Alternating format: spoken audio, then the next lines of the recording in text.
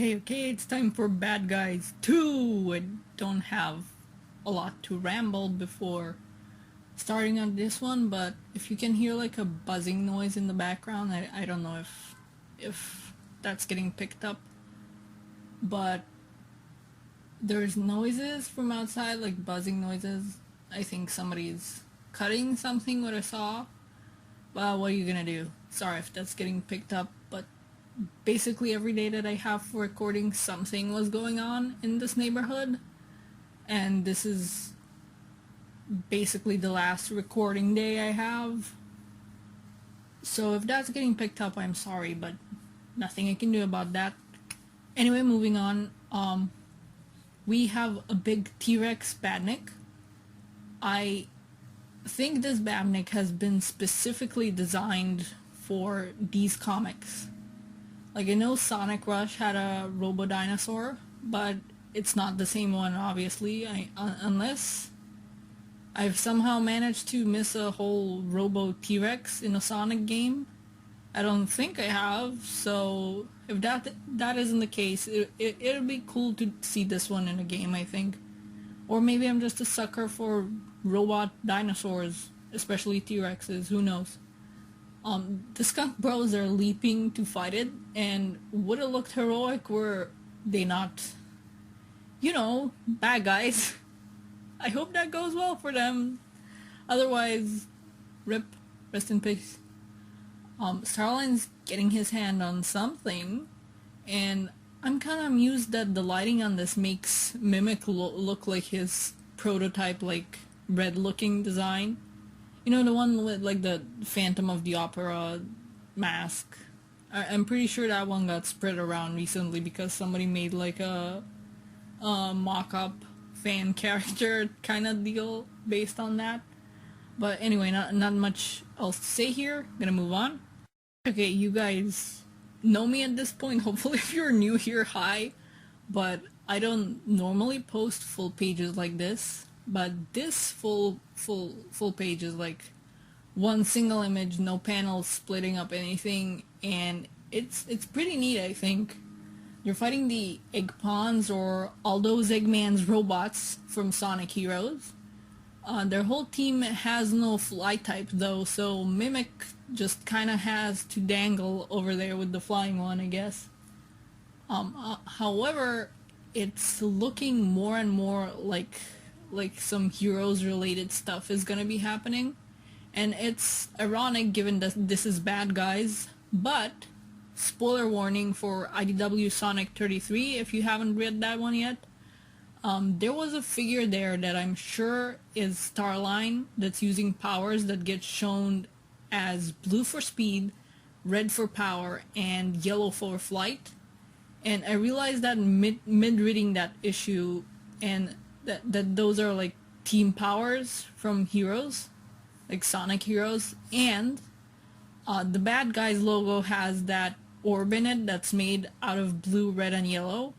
People pointed out that that also fits with Heroes, and I felt kind of dumb for not realizing it for myself sooner. But that's okay, I'm not actually dumb. Like, no one's dumb for not knowing things until somebody tells them sometimes they can't know everything. But, here's Starline. Still underestimating. There goes my vocabulary also. That's pretty early on, but okay. Well, what was I saying? Oh, here's, like, he's underestimating people. He's underestimating the people he's gotten mixed up with here. Specifically Zavok, who we saw was fully aware that Starline wants to betray everybody once he doesn't need them anymore. And that's bound to come back to bite him. And whoop, there's more Sonic Heroes connections. Like, the power cores are the exact ones that you had to collect in Sonic Heroes by destroying Eggpawns and stuff that were like, I think they were filling the gauges in that game. Not sure though. Okay, I know I say this basically every time these two show up in a comic recently, but I love these trash boys. I kind of wonder if they went around kicking kids out of ball pits, like, as kids. or like as teens, or at least assume they're teens. They should be. Also, Ruff is kind of cute sitting on that motorbike. He's just vibing. The motorbike doesn't seem too bothered. It's fine. Oh, I love this use of the word bubbles. Like, Starline is thinking one thing but saying another. I wonder if these adapters that he's talking about will be like a weapon or something to keep everyone in line if things go south, like shock collars or explosives or something. Or if they're just be there so nobody else knows that they can just grab a power core and use it for themselves, because yeah, it will be pretty dangerous in this group of people. I don't have much to say here other than look at him. Look at this mischief man. He's got no bones. Oh, looks like Starline is all too aware of that little flaw I mentioned earlier. Though, considering he thinks he has Zavok in check, it doesn't seem like he's all too good at keeping that same flaw in check either, so you're kind of failing there, bud. Oh, okay, that is cool. It looks like Mimic can disguise himself as robots as well, and not just, Mobians or whatever, flesh bags. You know what I mean? Like, he doesn't have his eyes as a tell here though, because like they're just obviously regular blue as all the other egg pawns. But he does still have the little suction cups on like the palm of his hand and on his fingers. So that's his tell when he's a machine, I guess. Listen, I keep saying I love these two, so like, hey, Starline, no. You leave my two boys alone. Starline's paranoid about literally everyone, and with good reason with Mimic and with Zavok. But he's planning to get rid of even like simple troublemaking lackeys like the Skunk Bros as well. All because they like causing problems on purpose. So basically they kind of have that in common with Starline. They're just dumber about it. They'll just cause problems on purpose. Like, come on, you don't gotta destroy nobody. Tumble is literally throwing these two over the gate. You'd think they'd find some way to actually knock down the gate, but this is more fun, and it's funnier also. And they're rhyming because of course they are, and Mimic is being a hater, which is very rude. But it's Mimic, that's his thing, being rude and being stabby. So much. Like, Ruff made everything stinky, has a smoke screen, and Mimic has to hold his dang breath to get through it. He has really good expressions this issue, I really love them. But silly and great expressions aside, Jesus frickin' Christ, Mimic.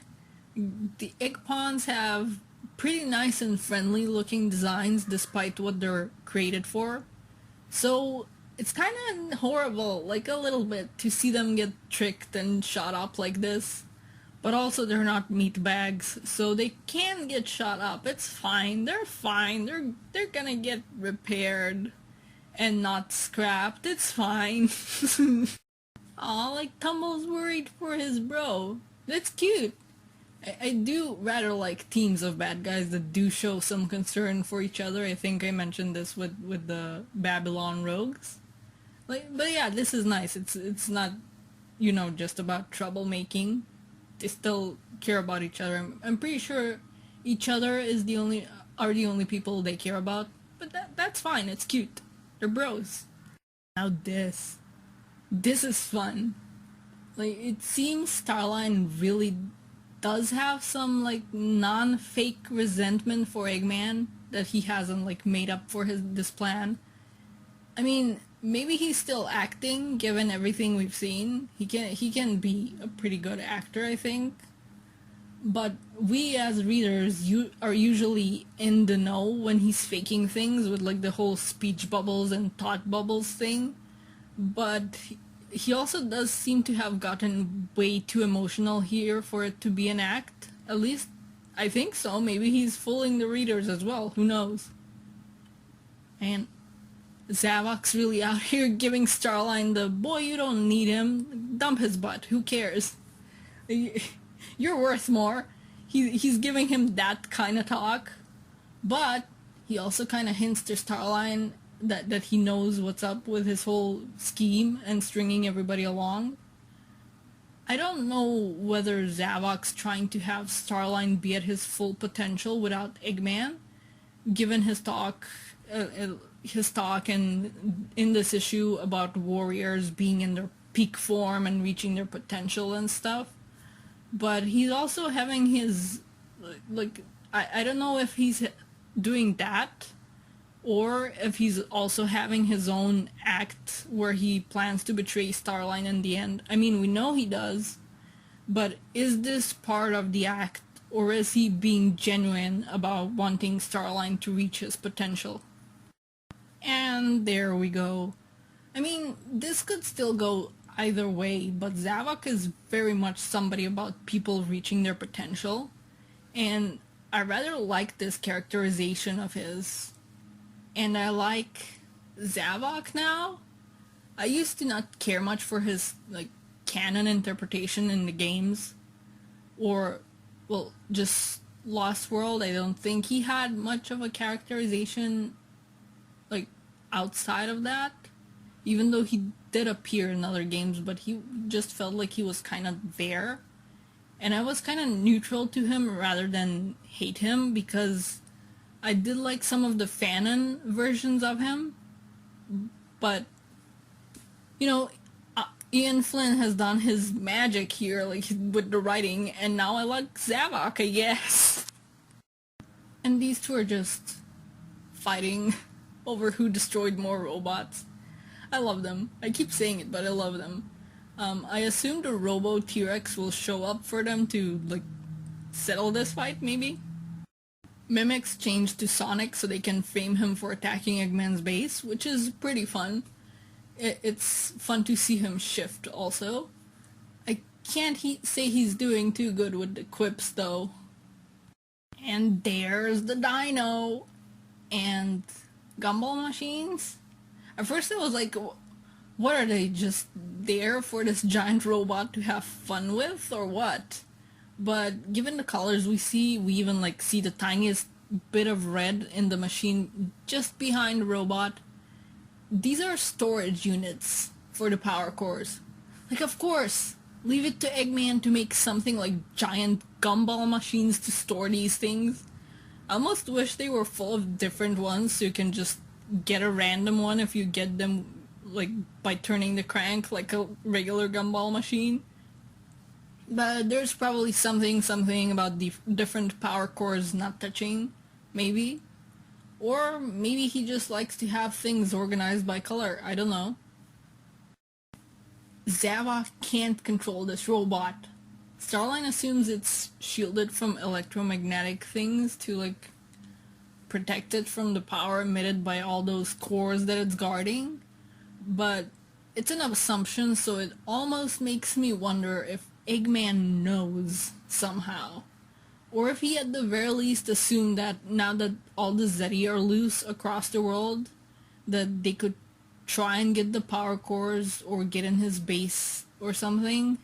Time will tell, I guess. I wonder if we'll see more robots be immune to the Zeti's powers, at least from Eggman's side, given what happened with the Zombots. I do rather like that Rough and Tumble still have some manner of strategy for things.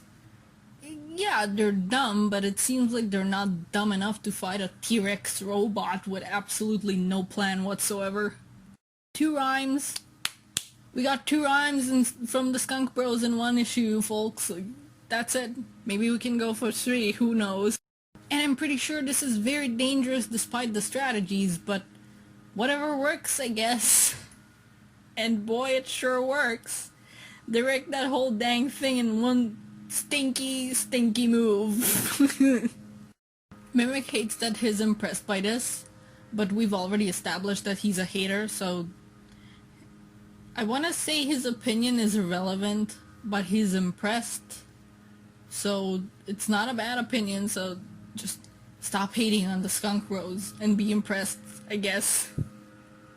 And Mimic's expression continued to be amazing and hilarious this issue, but I also love the sequence of panels here, just Ruff pushing the presumably single, like, same crate in vain while everybody else is getting things done and getting crates across while he's struggling with just the one. There go my words. Goodbye. Uh-oh. I don't know if this is just a cool panel with lighting and stuff, or if Zavok has found out he can use the cores without any help whatsoever for Starline. If so, then bad news for Starline. Eggman's here.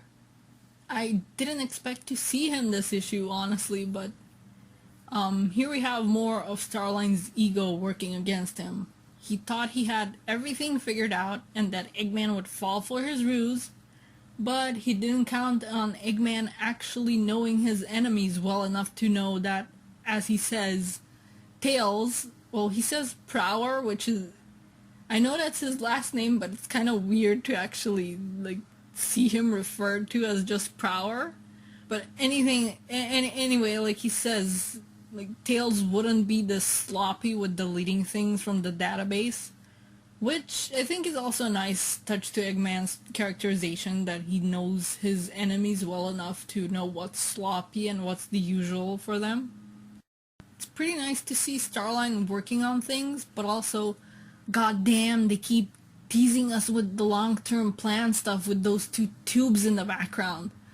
Like, they even got tarps over them now, like, come on, let me see what's in there. Clearly they think they can distract me from that by giving us Starline doing a blip. And they'd be right normally had they not had us come even closer to the two tubes in the next couple panels, still unable to see anything or not enough to theorize.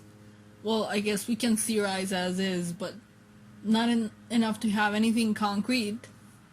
And there we are, definitive proof that Starline is the figure from IDW Sonic 33, though I'm sure there will still be a handful of people left that will somehow claim otherwise, but what you gonna do? And there's our bad guys logo. Sneaky, sneaky, we've had it from the start. We've been looking at it from issue number 1, we just didn't know that it would be like a thing, an object in the comic. I didn't quite expect Starline to fuse the cores. I thought he was gonna find a way to put all 3 on his gauntlet somehow, like a freaking Power Core Infinity Gauntlet. But this is pretty cool. It looks cool too, though it kind of reminds me of Candy, so I'm craving that now. Thanks, Starline. We still have 2 issues left, I think. So I can't wait to see what happens next. The hint is the name, I suppose. Power Grab. So I assume next issue is when things start to fall apart for Starline. Maybe the others will find out about his new device and want it for themselves and, you know, try to power grab. He's not with any of his current team once Sonic 33 rolls around, which obviously takes place after this, or was it parallel? No, I think it's after Bad Guys. It's Sonic 33. So things have probably fallen apart by then. Though, well, even though we have a hint of what's to come, it's always fun seeing just how things will go down, and I look forward to it. Somebody beat up Starline, please. He's a jerk. I love him as a character. I love reading about his schemes and what he's doing. But somebody needs to kick this guy's butt, like, come on. But yeah, I don't have much else to say. Can't wait to see how things unravel for Platypus Boy over here. And I think that's all I have to say. See you when I see ya. Bye bye.